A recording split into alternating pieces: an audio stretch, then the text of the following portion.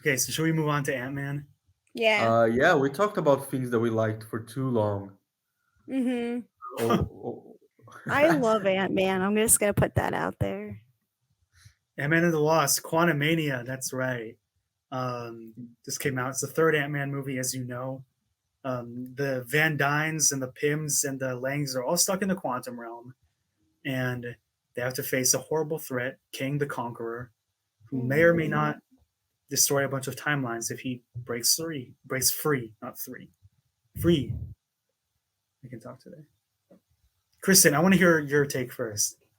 Okay, let me just tell you, I like this movie more than a lot of the other MCU films that have been released. No, it's not as good as No Way Home, but I like it more than Thor Love and Thunder. I like it more than The Eternals.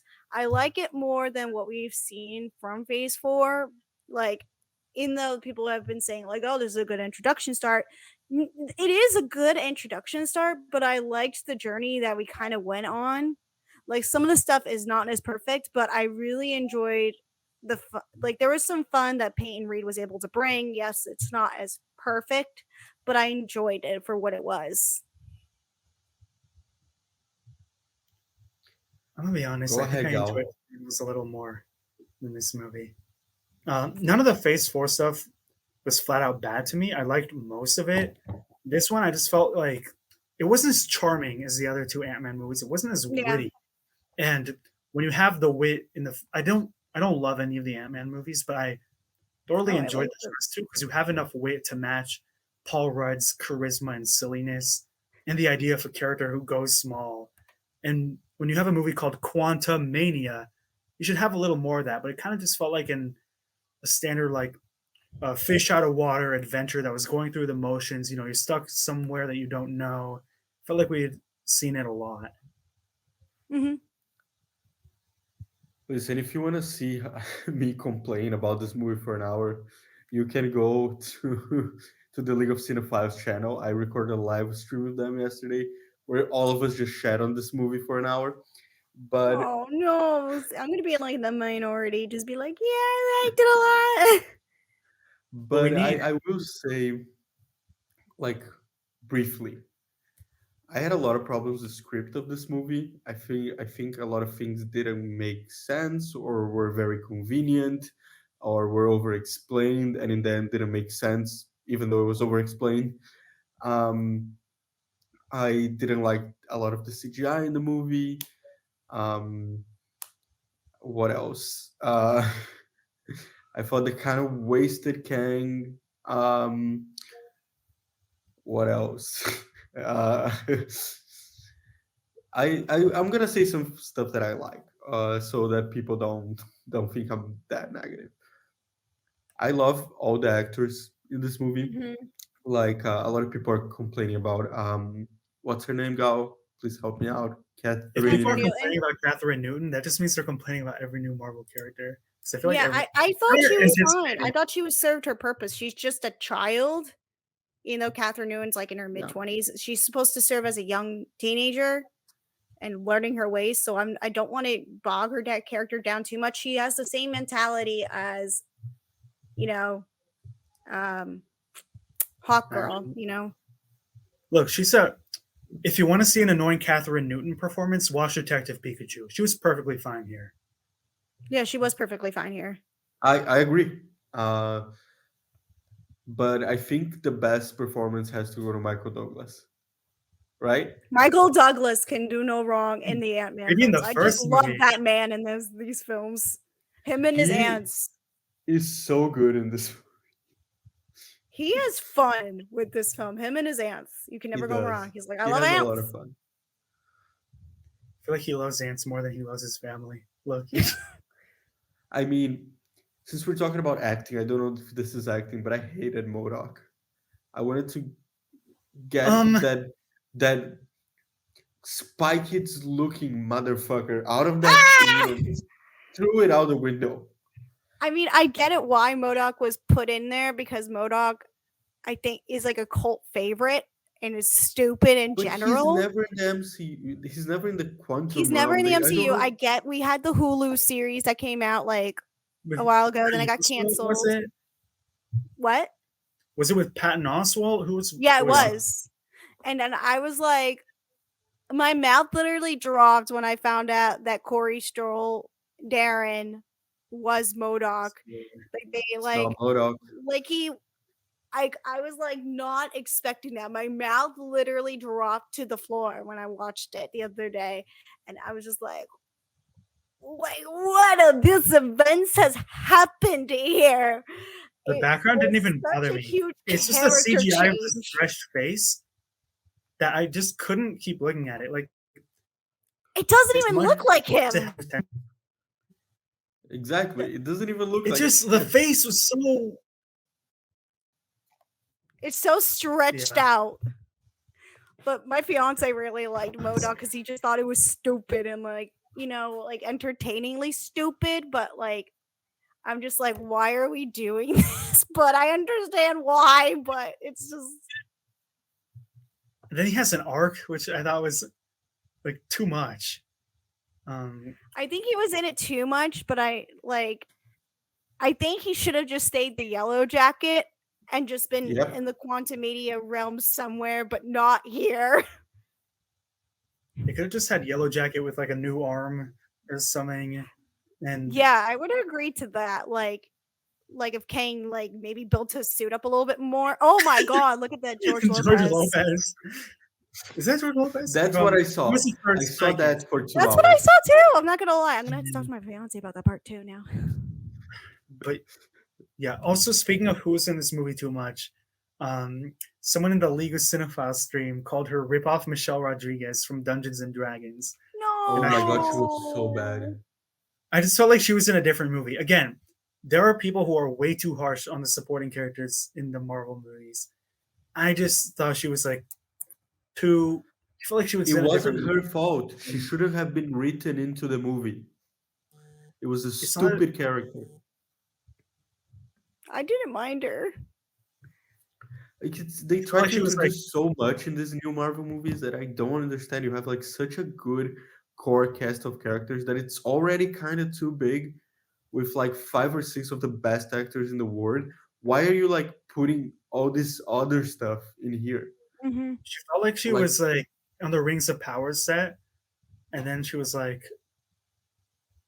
having fun with the Ant-Man cast. So she was like, okay, okay, be this in is our movie. mildly spoilerish, but when Kang doesn't kill her in the end, I was genuinely angry at him. William Jackson Harper was good though. Mm-hmm. He was okay. That character was also pretty waste of time. But I don't know if I want to spoil who voices him, but the Blob character I The enjoyed. Blob, yes, I liked the Blob. What's his name?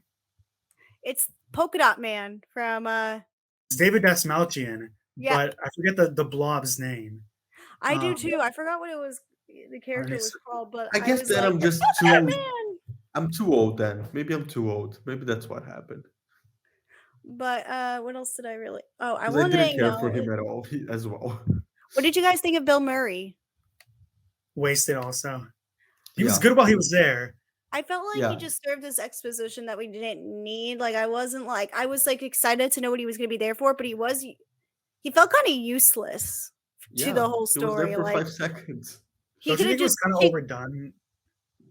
Like the amount of times they were like, "He's coming. He's looking for you. He will destroy the world." Like building up the long explanation to the fact that King. I'd always like my intentions was like Bill Murray and Kang were gonna do some kind of villainous stuff, but no. But like Kang, Bill Murray was like, "Yeah, I'm here because I spent some time with Michelle Pfeiffer." It reminded me of the Jeff Goldblum vibe from like what we saw on Thor Ragnarok, but Jeff Goldblum was better in that. So But they utilized him well. Like the yeah, they did Grandmaster utilize had him. real Yeah, purpose throughout. or actually, the best way I could say it, it was like the way they did with Russell Crowe's character in Thor: Love and Thunder. Even Russell Crowe was better though. Not gonna No, lie. I will take Bill. Yeah. No, Okay. they were both not great. Yeah. Okay. Yeah, Even I'm though gonna agree with I that one love then. them as actors, but like Yeah. they were both not great. I will I will say one thing. I said that yesterday also in the stream. There was a rumor, which I guess wasn't even a rumor, that he was gonna play Modok, and that would have been so much better. Who was that? Bill Murray?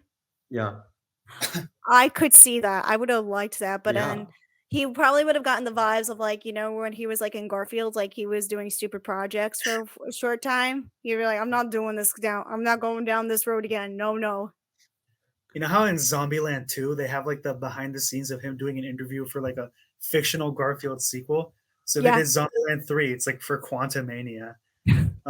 Oh no. Like the zombies come during the Quantumania interview. Um, Oh no.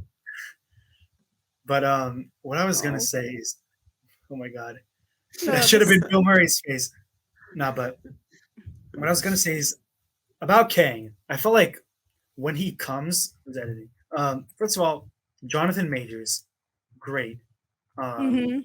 whether it's this movie or any other movie, always great.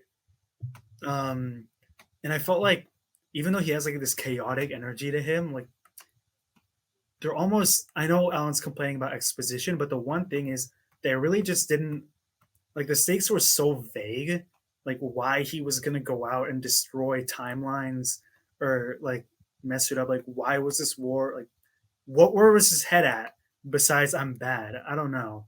Even though the They performance exposed was so great. much, like it's so much exposition, but they don't explain you like, the main conflict of the Exactly. movie well enough. Exactly. So it's hot.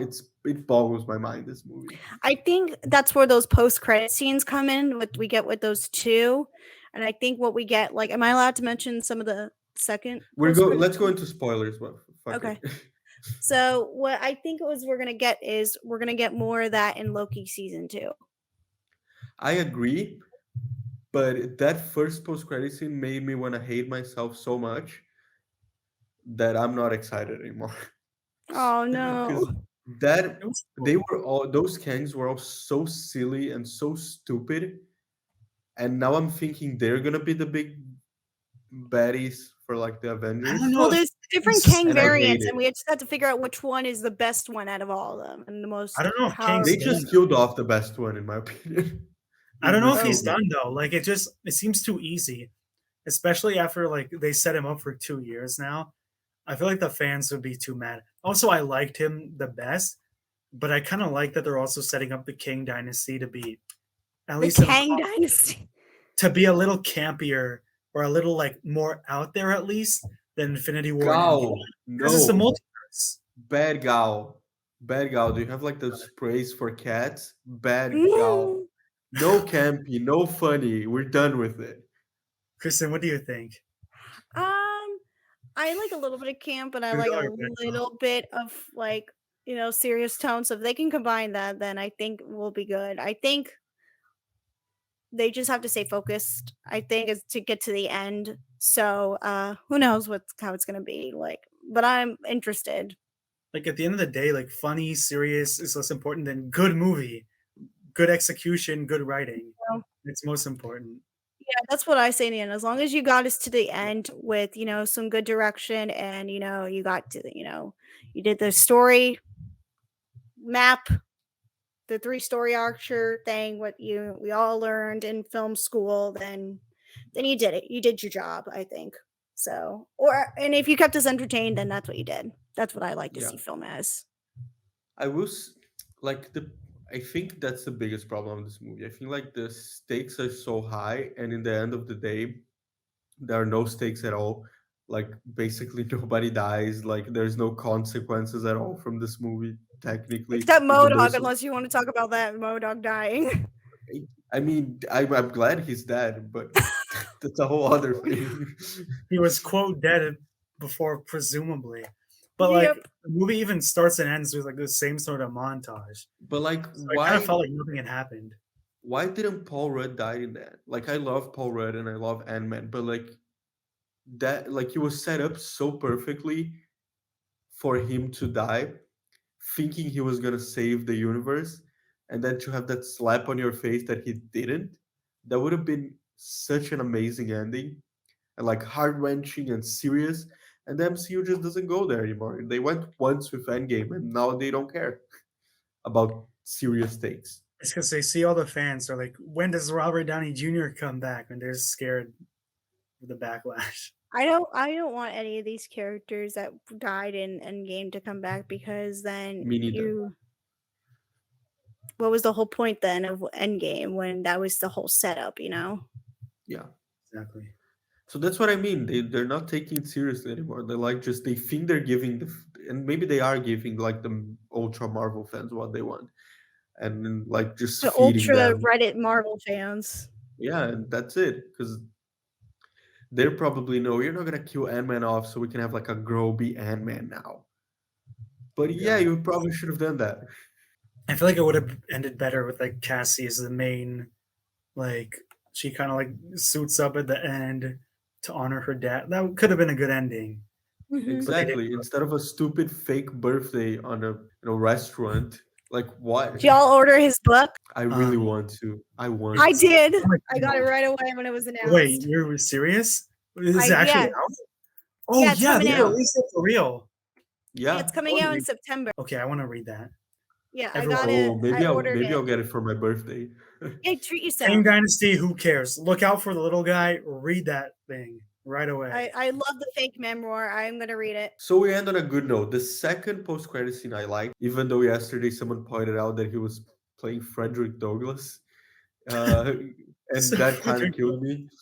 I just love But how out there teenagers is getting with this role. I think it was Guy that that pointed that out, and it destroyed my soul. But that seems like a fun setup for Loki season 2. And I would have cared more if the Marvelites in our theater stopped like screaming for a second, so I could hear what they were actually. But whatever. It's horrible. Like if Tom Hiddleston actually walked into the room, I'll be like, oh shit! But it's just a person on a screen. So like, take a deep breath, bro. I'm not gonna sit here and pretend I never did this because I did this a lot, especially like I've done it before, but like a little Infinity War clap and is cool. Endgame. Like clap a But little now, bit. That's but great. now it's not good enough for you to do that. Back then it was pretty good. Now it's not a movie that's good enough for you to clap. I'm sorry, it's Oh, just not. my theater I clapped yesterday. You maybe can I'm just clap old. even, just like gotta hear what they're saying. I think we've like every week in this podcast we just find out how old I am and how life is just draining from my eyes. Oh no. But yeah, this one was okay. Like Yeah. I don't know if I want to say as far as I enjoyed it the least out of anything post Endgame. Not worse than She-Hulk, but it's still like a middle of the road movie. If someone put it on, it would be like fine in the background, except a Mhm. couple lines towards the end, a couple like cringy dialogue lines. It was Yeah. just fine. I This still movie think not it's not worse than Thor and She-Hulk, but that's really not a high bar to cross. I thought I Thor think was. it's better. I think it's better than Miss Marvel. I think it's better than She-Hulk. I think it's better than Thor: Love and Thunder. I think it's better than Eternals. I think it's better than. I thought Miss Marvel was a lot better. Miss Marvel was good. Miss Marvel was better, I think. But the other ones were not great. But like even Eternals I think was better. I watched it on a plane and I had a better time than watching this movie on an actual movie theater. So Even there you go. Eternals had more redeeming qualities. Again, it's a fine movie, but slightly disappointing, especially because I came out positive from the previous Ant Man movie. It was an okay time. Do you guys want to do scores? Sure. Do you want me to start so we can finish on a high Sure. note? Yeah. Go ahead. Okay, so I'll start with mine. This movie was as mediocre gets. Oh Five and a no. half. I'm gonna give it a 7 out of 10 because like I said, I'm an Ant Man girl. I love Paul Rudd. I enjoyed the ride. I love uh Anthony, Rip Antony, whatever. Anthony, Oh, I Rest in missed peace, Anthony Antonio in this Antony. movie. Banderas. Love those ants. Love Michael Douglas. Love Michelle Pfeiffer. I'm all here for Catherine Newton starring in her new MCU phase. Whatever. I had fun, you know. But forget Modoc. Yeah, 7 out of 10. Yeah, 6 out of 10 for me. It was very middle of the road in the execution. Some of the visuals didn't work. The cast did their best. Some of the jokes hit, and some of the action just kind of felt like devoid of the energy and the cleverness that was needed to be a great movie. Yeah, I'll say one thing because Kristen said she's an Ant-Man girl. I am an Ant-Man guy as well, and I love the first one. The second one Me was okay, too. but I love the first one so much. It's one of my favorite MCU movies. So like, Yeah, same. I love it. You know, it's like in my I top still don't actually. 15 MCU movies. Uh, but that's one of the biggest problems with this movie, in my opinion. They went too big with an Ant-Man movie. Ant-Man movies work better when it's Scott and he has to steal something, and that's it. And like you just throw all the comedy and all the character development and all that surrounding like that simple stuff. I know there was this whole talk and controversy. Remember when Edgar Wright was supposed to direct Ant-Man and then he That fell would have been off? so good. There was like this whole big So hard. controversy that surrounded him and Disney and everything going on. Do you think there's still a chance where maybe Edgar Wright could come in and maybe fix some Ant-Man material, I or don't think so no? because I think he had the experience where he was like Marvel didn't want to do an Edgar Wright movie, which is what he said. I think now Mhm. he's thriving with stuff like Last Night in Soho and Baby Driver, I where he love Baby gets Driver. Final Cut privilege. So good, Yeah, Baby Driver. And love those movies, by the way. He's one of my Mhm. favorites. So he gets to do He's his one of own my thing. favorites too. He gets Same. to like the studios have faith for him for his name rather than for a property that was existing and needs to tie into 12 more movies after Mhm. that. Yeah, I if think he didn't do it to tie into phase one, I doubt he would do it to tie into this whole mess that's happening right now. Right. Okay. I just wanted, because I'm a huge Edgar Wright But I fan, would and I love wanted to. to. I would love to. I would if love to Marvel see him was like, direct some here's your kind of money, go superhero film. lose, maybe he would come back. Yeah. Do you think there would be a chance, since him and James Gunn are like tight? Do you think he could do a DC movie? That's a higher chance than a Marvel movie. Okay. If they let him go Because loose like the way the Suicide Squad gave him creative freedom. yeah, because James Gunn is at the helm and he said already he's giving the creators the freedom. So I think that's a better shot of that happening. Mm-hmm. Okay. Yeah, I just wanted to get you guys' opinion. I was just wondering. Sorry. And I would love either way. Like whatever Edgar Wright does, I'm there. Yeah, If he same. did it, I'd be down. I just don't know how much he wants to do like IP movies right now. Yeah. Can you tell people what's your podcast called? What's your Insta? Yeah, it is the MK Productions podcast. I co-hosted with one of my best friends, Mac. So shout out to Mac. Hey, Mac. We are actually going to talk Ant-Man in our next episode, but with our friend Darren, from Darren Movie Reviews. So yeah, we do all sorts of different unique episodes. Sometimes we get celeb interviews. Sometimes we get to review some unique stuff. Like we just reviewed a Jonathan Ray Myers film called Disquiet from Paramount that they sent over to us. So we get to do some fun stuff from time to time, and then I get to do some stuff from time to time as on my side hustle from time. Like I said, from time to time. And yeah, so if you want to go check out the MK Productions podcast, you can check that out. I'm also a member of the League of Cinephiles, Okay, guys, you can find us at, there you go, Film Fanatics Pod on Instagram, TikTok, even though we don't really post on TikTok anymore. Sorry. But the main thing is that you can do is you can subscribe to our channel, which is where you're probably watching right now. Give a like. Tell us your favorite Paul Rudd performance in the comments. And yeah, Gal, where can people find you? Film toppings, and of course, our content you already know is on Film Fanatics Pod. Hit us with that sub, and stay tuned for content from all three of us. For sure. Excited for that Oscar coverage that's coming up. Yeah, that's it. Thank you guys for watching. We'll see you guys soon. Bye. Film Fanatics. From the silver screen to your earphones with Alan Azulay and Gal Balaban.